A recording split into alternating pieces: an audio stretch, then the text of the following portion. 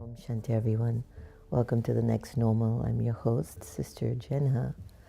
Yes, I still have my laryngitis, but I am determined to keep my routine and to keep things going. I hope you enjoyed the launch of our book club, where we featured David Brooks's latest book on how to get to know someone. He was focusing on how to see into people. I've been reading it. It's just so fascinating. So if you get a chance to get a copy of his book, David Brooks, incredible journalist, lots of integrity, genuine person. So today we're going to maybe in a way piggyback on the book to some extent, how to see the good in people. Far too often we get stuck on what their struggles are, because a lot of times we receive their struggles, the way they speak to us, the way they look at us, the things they do, the things they don't do. It didn't feel like love. It didn't feel like God. It didn't feel like peace. It didn't feel pure. And it's interesting to me because I've noticed how the soul has a habit of holding on to the negative experiences they have taken from other people. But when it comes to all the good that the person has done for that person, they don't remember it as much as the negative. Have you noticed? Have you noticed how on many occasions you will more so remember the people that gave you sorrow and have an internal desire for the person to somehow acknowledge you, see you, value you, and you treat the people who've been really nice to you badly? I know you're guilty. I know you've done that.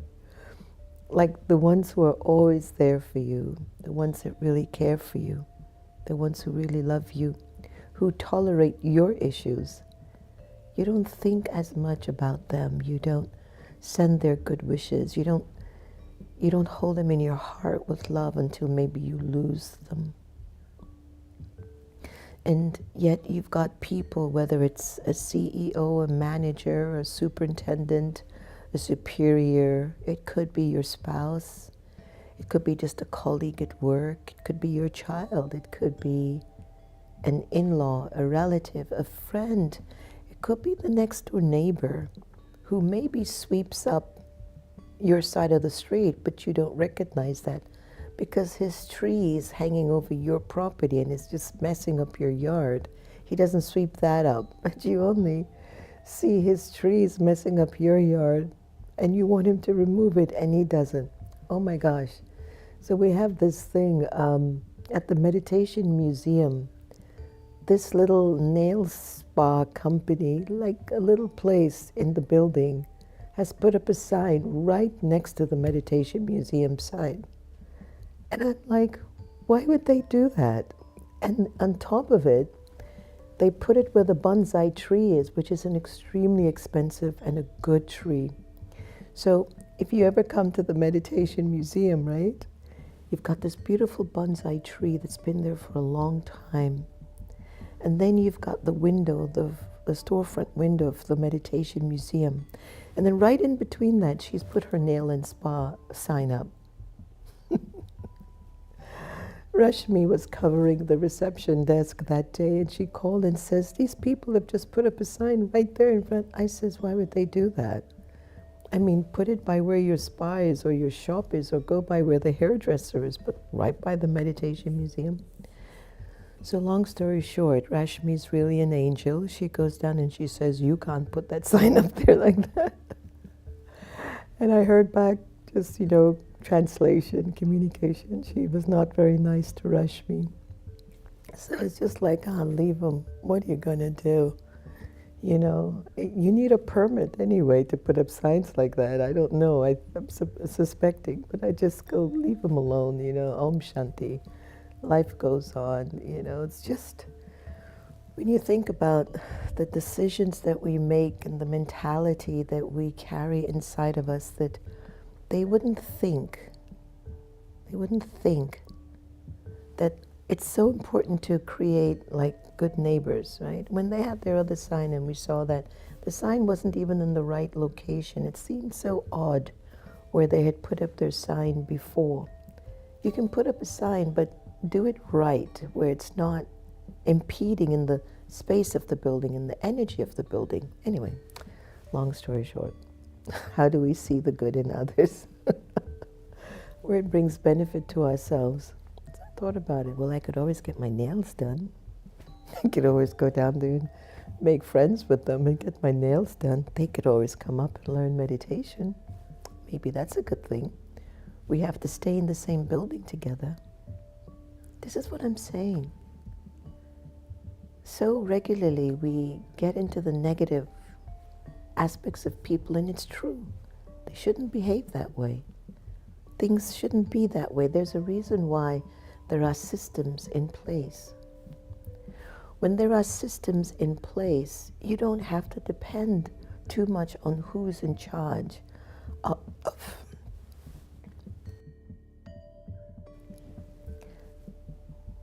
You don't have to worry about who's in charge of a department. If you're maintaining a building or a country, because the systems are in place. And when a system is in place, despite the person's behavior, strengths, weaknesses, it flows. And that's all we want to do in the world.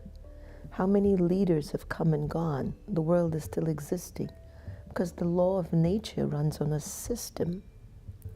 But when we don't have a system, and then people's behavior doesn't support the whole, then it's very hard to look for the benefit or the good things in the person, because innately you feel it's not supporting the benefit of the whole. I hope you're understanding where I'm taking our conversation. When you don't look at the best in others, right?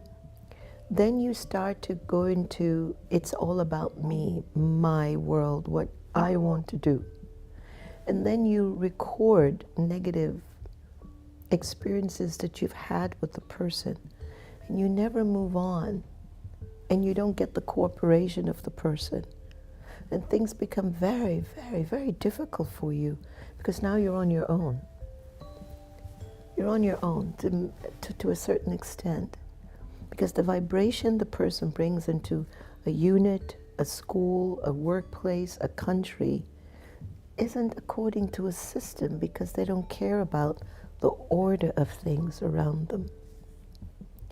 Yesterday we cleaned out one of our rooms. We call it the Pasyadam. We moved stuff from a trailer and we redid that, and then we stored everything in that. It was just a mess. And then yesterday we cleared it up pretty well, 90%. I sat there quietly and I looked and I said, it's the same thing with the spirit. If you keep allowing people's negativity to be thrown on you, and you keep their negativity in it, you're useless. You're absolutely useless. Because all you walk around with and all you think about are the negative things of people, and then it starts to project even on yourself. How do I look for the good in people? How do I see the good in people when they're so rude, nasty, vicious, evil, sometimes just absolutely insane? Okay, I'll tell you what I do to help me. Many times I'll say, that is a child of God. I know that's a child of God. I know what they've done is awful. And I know that they did it when they were not remembering that they were a creation of God and that they're made in God's image. I know that. I know it. If there's a shoe that fits you perfectly, and you can't acknowledge that that shoe fits you perfectly, it's your shoe, it's like you've lost sight of who you are. We're all made in God's image. But because I forget that I am a perfect fit and a perfect example of this energy of divinity and love, then I do things that aren't supporting the sustenance of the world, the beauty or the benefit of these relationships. So I go there. That's a child of God. I know it. The phase that they're not in remembrance. They are not remembering God. They don't remember God's love. And so they perform loveless actions. The way they look at you, the way they talk at you, the way they condescend you, the way they cheat, lie, betray. That's loveless people, completely disconnected from their image of God. We're all made in God's image. In the Brahma Kumaris it says, I'm made in the image of God. God is light. You are light. I am light. Light is love. Light is peace. Light is purity. Light is happiness. Light is courage. Light is royalty. Light is gentle. Light is introspective. Light is wisdom. And when I don't see that in someone, I know that they've removed themselves from that truth. The second thing that has saved me in sort of maintaining relationships, I won't say I have 100% great relationships, but it protects my heart. The second thing is the soul is playing their part.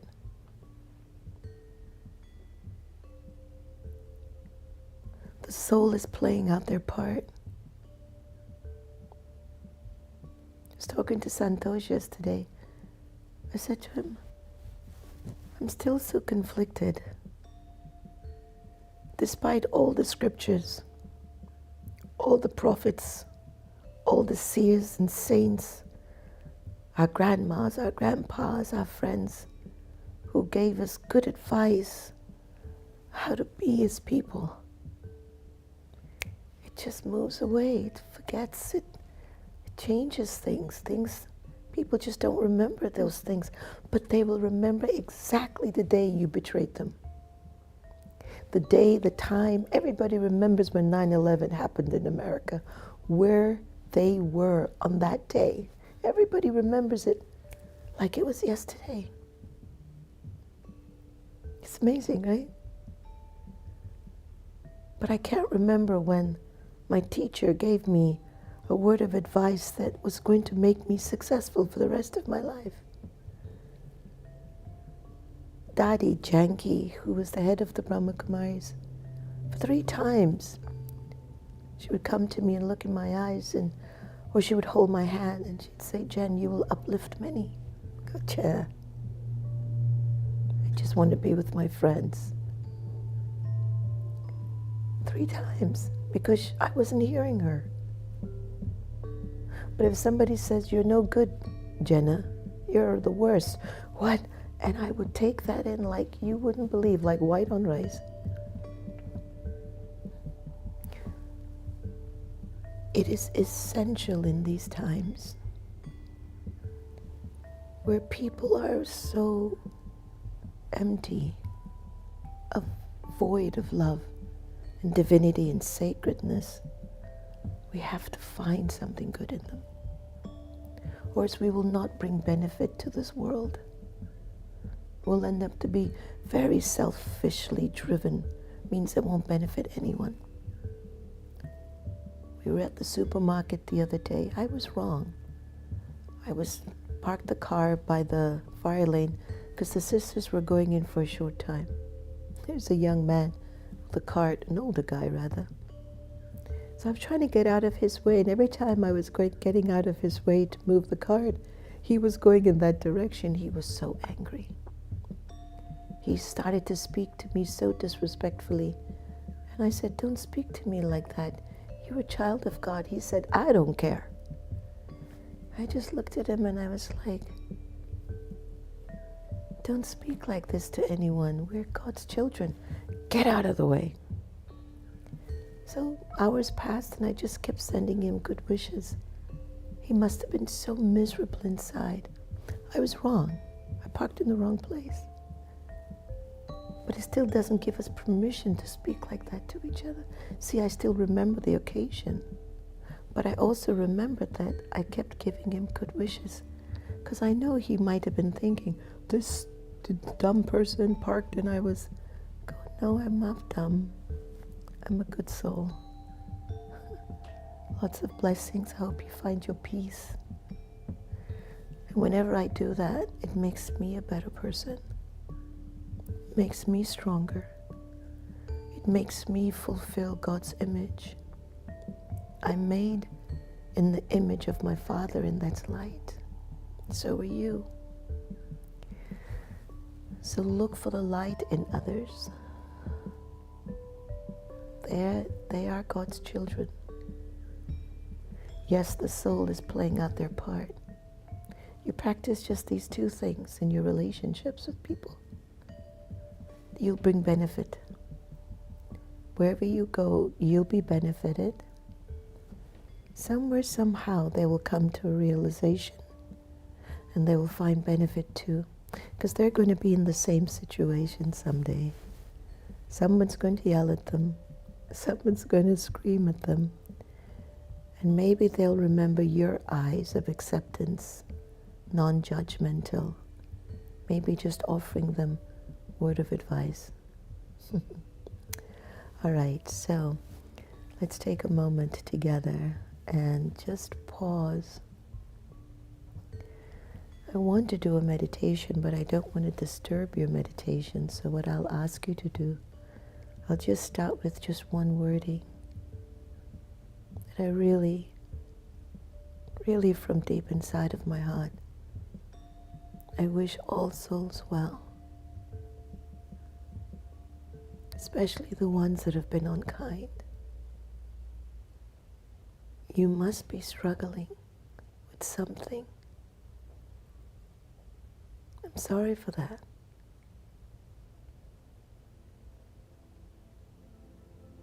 But I hope you'll find your way through.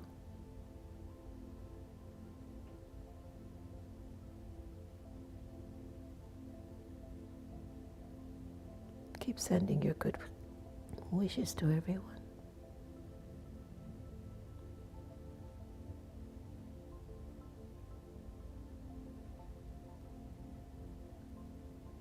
Create this feeling in you. No one on this earth should think of me in a bad light.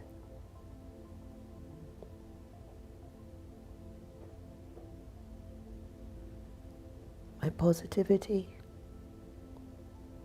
my pure intentions, my love for God is a shield of protection.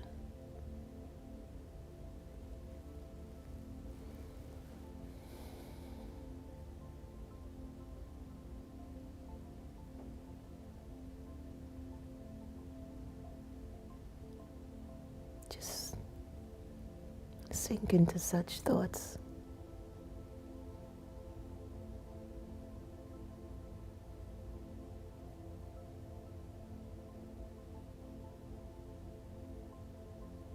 Feel them for yourself.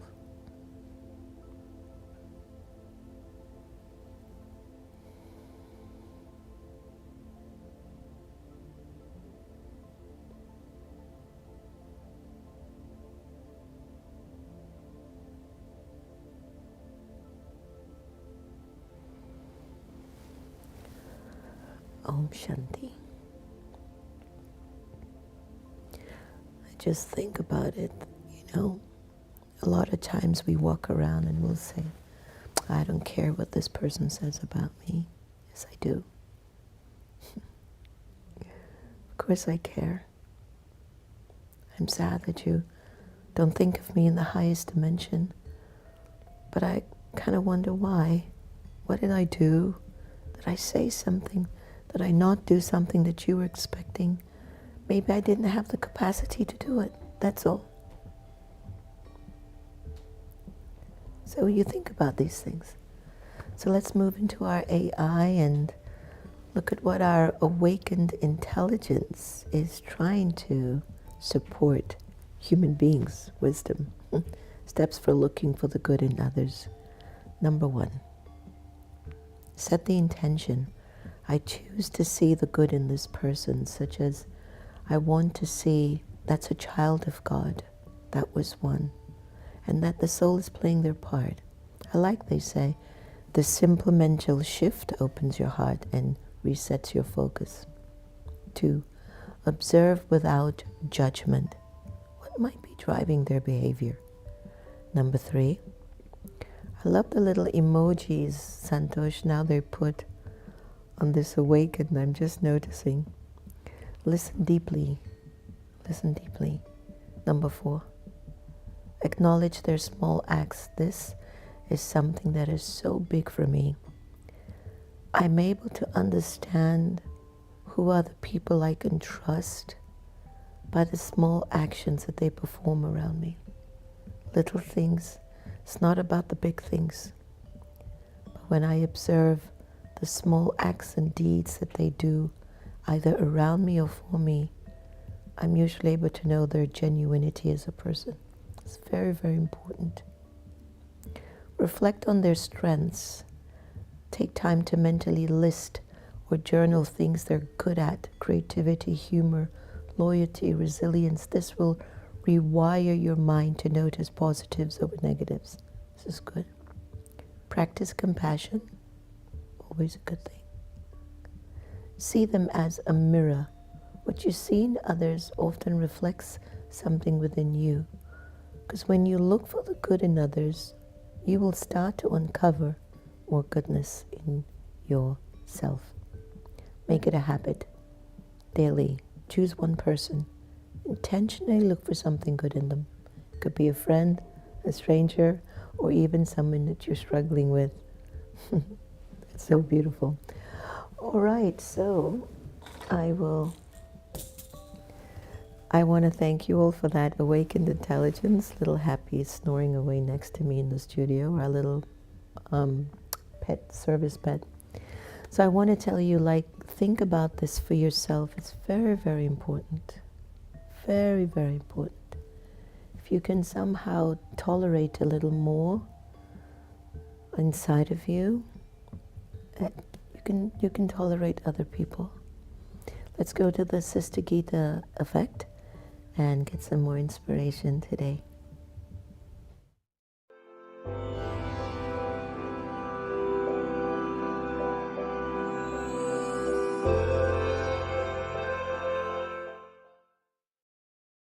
Ocean of love. Until we learn how to detach ourselves from a limited consciousness, physical love with all its limitations will attract us against our own will again and again. Detachment of this sort is cultivated by reaching for God in such a way that we feel Him satisfying the needs of any and all relationship. God is the ocean of love. So it is possible to experience Him as our perfect mother, father, beloved, friend, and so on, all at the same time. It is only when we expose ourselves to all the aspects of God's love that we are then purified. That is, we are made full by its power. A limited consciousness will not allow us to experience such fullness. Only by being faithful to one can we fulfill ourselves in this way. Souls have the habit of being distracted by the physical world. We have to study and look after ourselves to ensure that this does not happen to us. The only thing that will break this habit is the practice of soul consciousness. I am a soul. By being introverted, by turning our attention to one, we will continue to receive the light and might from the divine, the supreme. Om Shanti.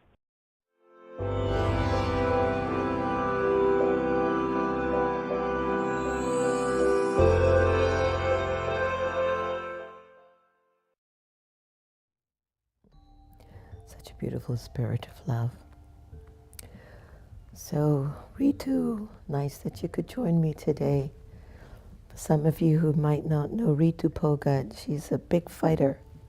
She does her mixed martial arts champion. So it's nice to have you on, Ritu. Give a special hug to your little angel. Hi, Indu, Kailash. Hi, Papa Yadav. Raj, nice to have you on. Hi, Dinesh, Andanan. How are you, Anne? Hopefully you'll be able to come for a visit soon. Anita, Travelqua, Manmohan, Jokes Guru. Hildy, nice to have you back on. Hi, Dale. Good to see you coming out and about. Lots of good wishes for you. Hildy, positive widens the spectrum of thought. Negativity narrows the path of life. So true. Lilawati. Hi, Duke. Your Highness. Glad to have you on. Looking forward to having you here in June with us and to feature your book on your life of royalty with your husband, Prince Manvendra. So it's very good to have you on today with us. Hi, Canary. Hi, Jackie Woodside. I love it. Important message. I behold the Christ in you because sometimes I just can't stand the rest of you. Jackie, you're so naughty. Hi, Angela. It's too cute. You're so welcome, Angela. Thank you so much for joining in. Thank you, everyone, for joining in. You know, a lot of times when I just sit here with you to share these insights, I'm learning alongside with you on the journey. You know, I still continue to just marvel at life. I really do. Some phases are absolutely amazing. Some phases are rough, but they're life. And you don't want to exchange it for anything in the world. It's making you a better person. All right, don't give anyone permission to take away your happiness, all right? Just remember, you're in charge of the way you want to feel. Have a beautiful day. Om Shanti.